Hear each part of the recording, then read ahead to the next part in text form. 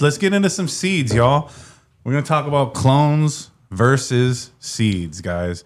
We all know everyone's got an opinion on this. There's so much that goes into pheno hunting. There's so much that goes into freaking clone hunting.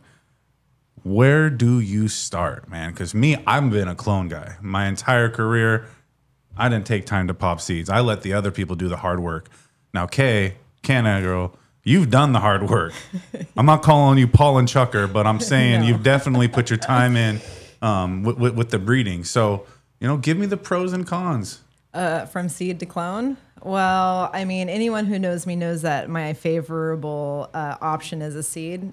It just, one of the reasons, well, there's many reasons, but the pathogens, I feel like, unfortunately, the only way to do good breeding is you have to gather moms. You have to gather a library, and it does come from seed, but you also need a proven clone that this came from that mom.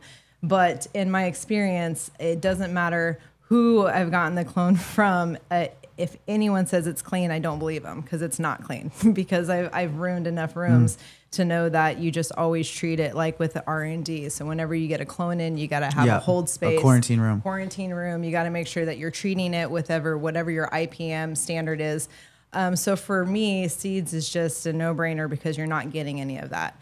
And I feel like once you kind of get comfortable popping seeds, it's just very easy, So I don't know. That's Bench plug Benny. Can I permission to get controversial? Yeah, that's gonna be. So fun. Look, I'm fucking team clone. And no, me too. I'm team clone because production. All right. Yeah. You know why? Because I know I'm going to get the same thing every time. And I know what you guys are thinking, so let me finish this. Same thing every time, genetic, all right? I'm also going to get the same thing from the clone guy every time.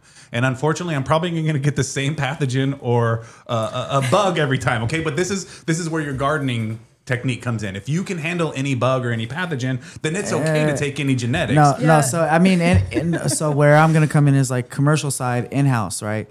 So like if you're cutting your own clones in-house, I like if you're pheno hunting and you're even popping moms from seed, right? And then you're pheno hunting and running them multiple times in flower. Then you find your mom stock and you're cutting clones off of that with like a proven cloning technique with your in-house people. Then of course that's how most people are going to do it, right? But that being said, is like where I really want to get into it is like asking how like you and your husband or you and your fiance have really like bred, because like the actual picking of the stock to the BX1 to the BX3, and they're everything they have is like a F5 or F6, so it's like really stable. So it's like that's an area of like a whole different stratosphere than I've ever even touched.